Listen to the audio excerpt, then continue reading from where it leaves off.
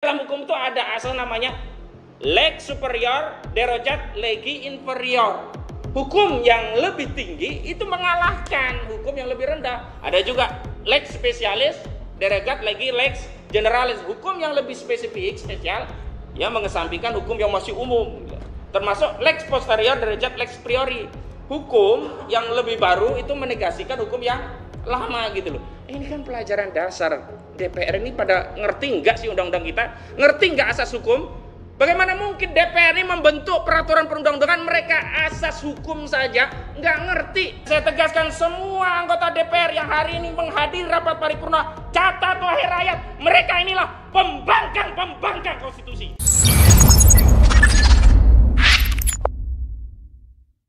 Bismillahirrahmanirrahim. Assalamualaikum warahmatullahi wabarakatuh.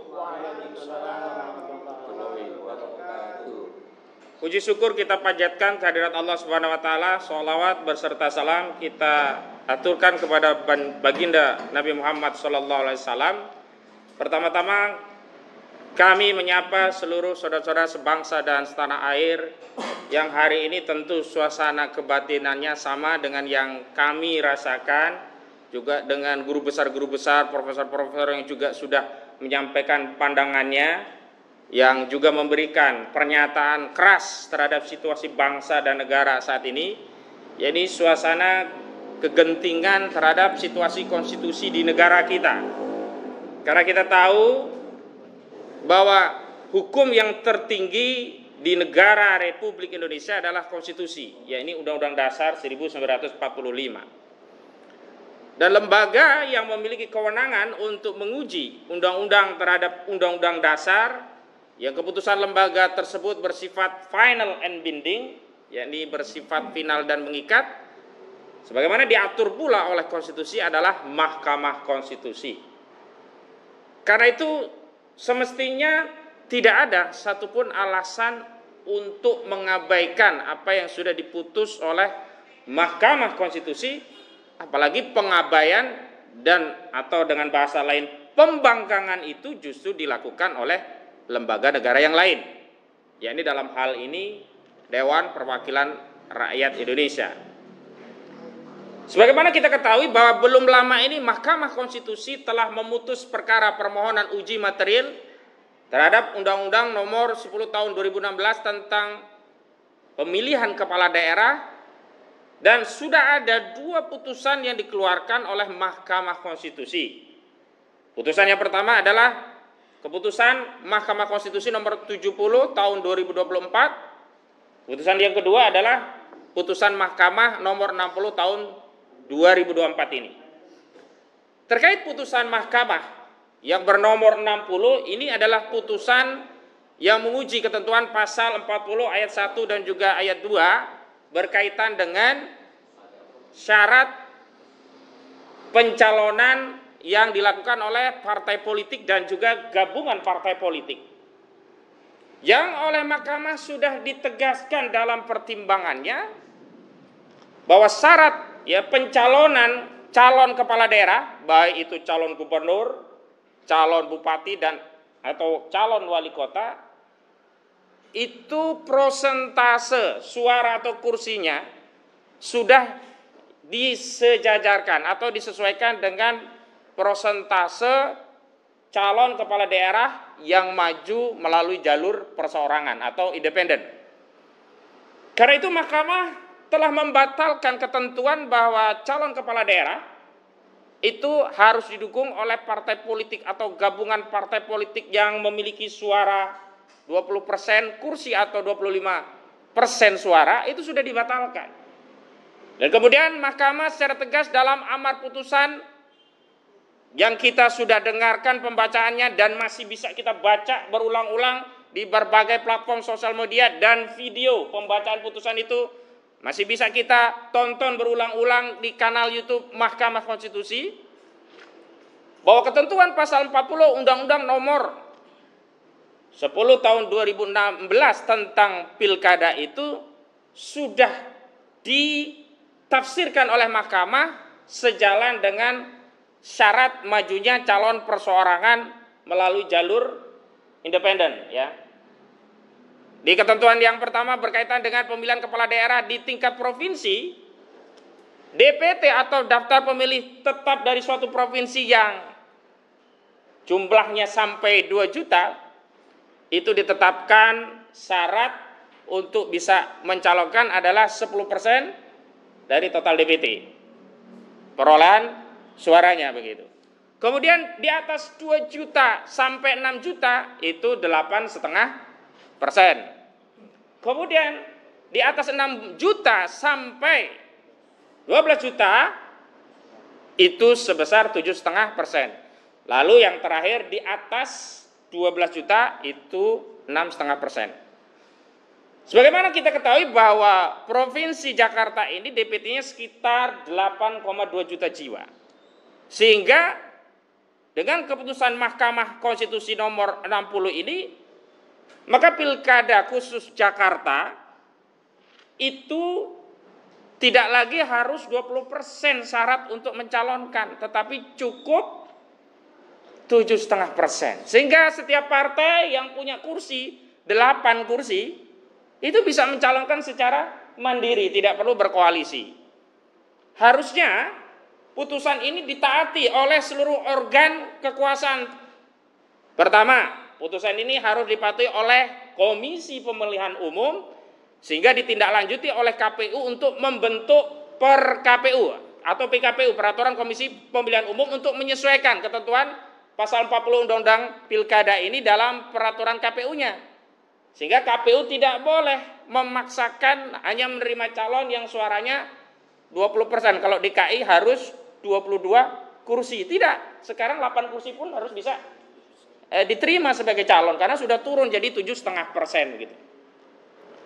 Nah, termasuk juga DPR kapasitasnya adalah lembaga konsultasi bagi KPU untuk membentuk peraturan KPU. Bukan sebaliknya, hari ini justru kita lihat DPR yang harusnya memberikan masukan kepada KPU untuk membuat per KPU yang mengikuti putusan Mahkamah Konstitusi, justru DPR membangkang.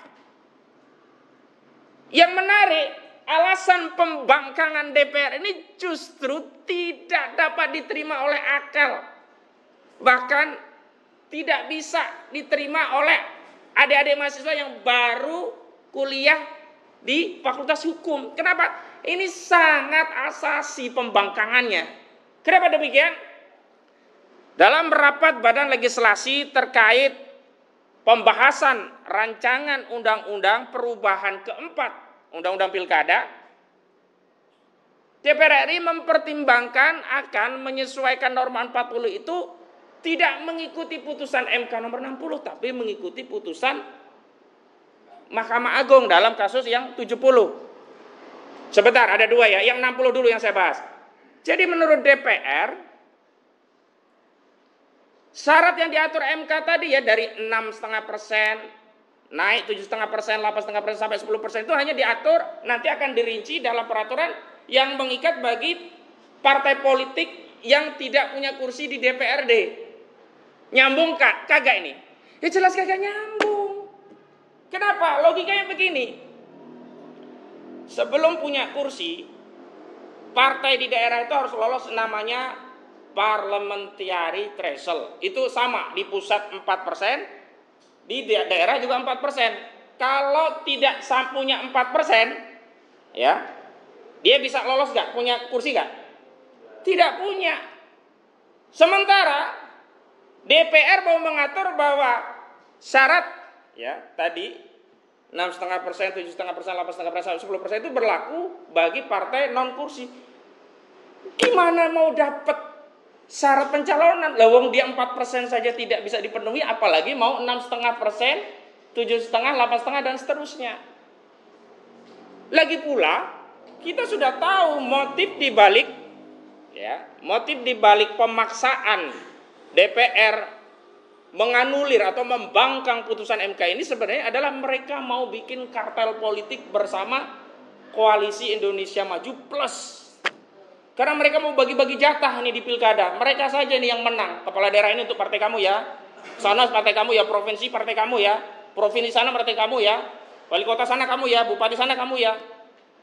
Jadi tidak ada lagi pilihan rakyat sebenarnya. Jadi pilkada itu adalah pilihan dari oligarki partai politik yang dikomandani oleh Koalisi Indonesia Maju yang diikuti beberapa partai yang belakangan yang gayanya saya koalisi perubahan, ingin merubah, nggak taunya ikut koalisi penguasa. Jadi ini yang pertama terkait pasal putusan nomor 60. Yang kedua, putusan 70. Memang di dalam putusan 70 itu tidak dibunyikan dalam amar putusan MK. Kenapa? Menurut Mahkamah Konstitusi syarat 30 tahun untuk menjadi gubernur, 25 tahun kalau mau jadi wali kota atau bupati, sudah pasti dihitung ketika statusnya itu masih calon, bukan pelantikan. Maka hitungan dari MK itu adalah saat pendaftaran atau setidak-tidaknya penetapan calon. Nah, menurut agenda KPU Pilkada serentak ini, penetapan calon itu 22 November 2024. Problemnya sebenarnya bukan membela kita rakyat, tapi DPR ini sedang menjalankan titah saudara Joko Widodo yang pengen anaknya Kaisang bisa naik tahta ke Pilgub Jawa Tengah. Kenapa? Saudara Kaisang ini masih bocil, belum genap 30 tahun, baru 30 tahun itu kalau 25 Desember 2024. Jadi kalau penetapan syarat umur itu ditetapkan paling lama penetapan calon tanggal 22 November, gugur nggak ini syarat umur ini? Gugur kan? Gugur. Jadi ini DPR hanya ingin menyelamatkan seorang Kaisang, bikin heboh seluruh rakyat kita gitu loh. Luar biasa ini pembangkangan. Nah, yang menarik saya ingin kritik DPR yang menyatakan alasan mempertahankan 30 tahun itu dihitung sejak penetapan karena DPR mengikuti putusan Mahkamah Agung nomor 90 yang amarnya menyatakan syarat pencalonan usia 30 tahun itu dihitung sejak pelantikan kepala daerah. Padahal, ini yang saya bilang anak mahasiswa pun ngerti gitu loh. Mahkamah Konstitusi itu jauh lebih tinggi daripada Mahkamah Agung. Mahkamah Konstitusi putusan yang nomor 70 itu menguji undang-undang terhadap undang-undang dasar. Sementara Mahkamah Agung itu hanya menguji peraturan di bawah undang-undang terhadap undang-undang. Yang diuji itu PKPU, peraturan Komisi Pemilihan Umum terhadap undang-undang pilkada. Lah kok hasil uji yang di level bawah bisa mengalahkan hasil uji yang di level puncak? Pada dalam hukum itu ada asal namanya lex superior derajat legi inferior. Hukum yang lebih tinggi itu mengalahkan hukum yang lebih rendah. Ada juga lex spesialis derajat legi lex generalis. Hukum yang lebih spesifik, spesial, yang mengesampingkan hukum yang masih umum. Termasuk lex posterior derajat lex priori. Hukum yang lebih baru itu menegasikan hukum yang lama gitu loh. Ini kan pelajaran dasar. DPR ini pada ngerti nggak sih undang-undang kita? Ngerti nggak asas hukum? Bagaimana mungkin DPR ini membentuk peraturan perundang-undangan mereka asas hukum saja nggak ngerti? Saya sih menduga kuat mereka ngerti.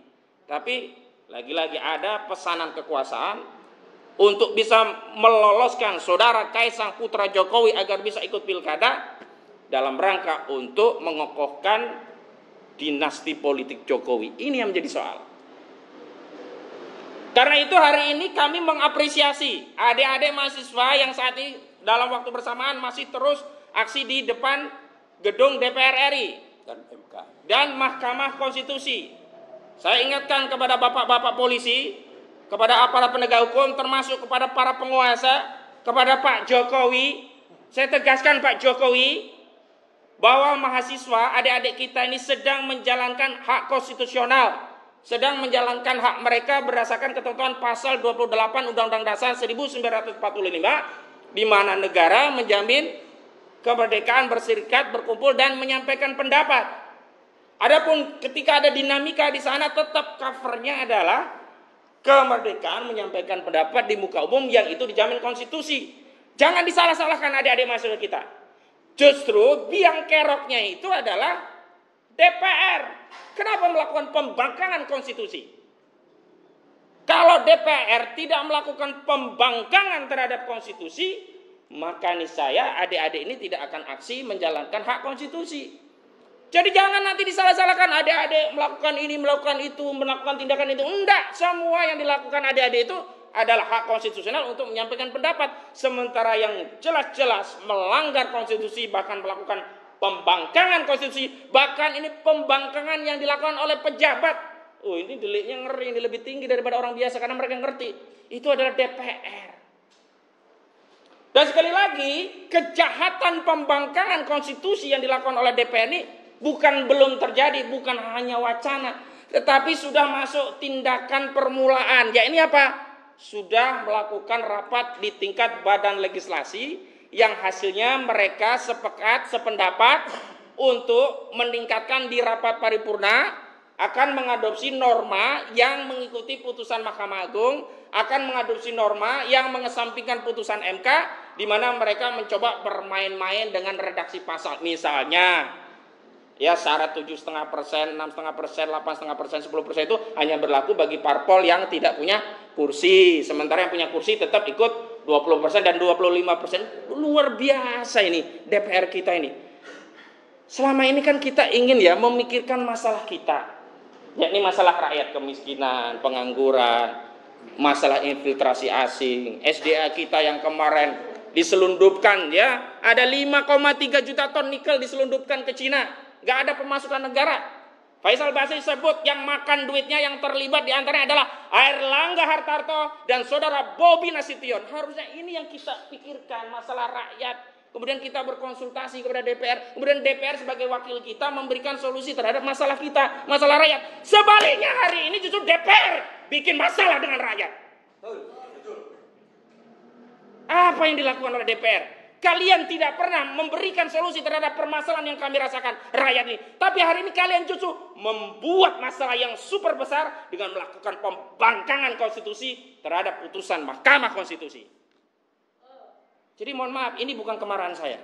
Saya hanya mewakili kemarahan rakyat. 27 juta rakyat sekarang menonton ya pembangkangan yang dilakukan oleh DPR secara telanjang di hadapan rakyat. Memang hari ini yang kami dengar ada penundaan rencana pengesahan RUU perubahan itu di tingkat paripurna.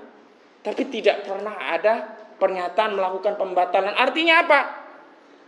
Ini bisa jadi modus operandi DPR menunggu rakyat lengah. Begitu kita lengah, mereka sahkan gitu loh. Karena itu saya juga mengimbau kepada anggota DPR RI yang masih punya nurani dengan melakukan boikot, tidak menghadiri rapat paripurna sehingga tidak akan pernah terpenuhi quorum, sehingga tidak akan pernah bisa disahkan undang-undang yang membangkang konstitusi ini. Setuju. Saya minta ini begitu loh. Jadi DPR kalau memang ada yang masih wakil rakyat, tolong jangan datang ke DPR RI untuk paripurna. Dan saya tegaskan semua anggota DPR yang hari ini menghadiri rapat paripurna, catat wahai rakyat, mereka inilah pembangkang konstitusi. Catat saja. Kasih ya stigma kepada anggota DPR yang hari ini hadir dalam rapat paripurna, mereka inilah ya pembangkang konstitusi. Jadi itu pengantar dari saya, dan hari ini kita sudah hadir sejumlah tokoh, ada ulama, ada advokat, dan sebagian juga mengkonfirmasi akan kemari, ada juga yang tidak bisa, tapi sudah memberikan konfirmasi karena kita bagi tugas nih Bang.